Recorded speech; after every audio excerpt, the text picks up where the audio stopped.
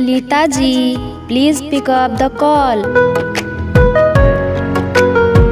आपको किसी ने दिल से याद किया है ललिता जी, प्लीज अपना फोन उठाइए।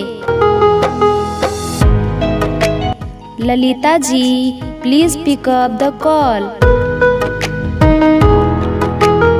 बहुत देर से आपका फोन बज रहा है ललिता जी, प्लीज अपना फोन उठाइए।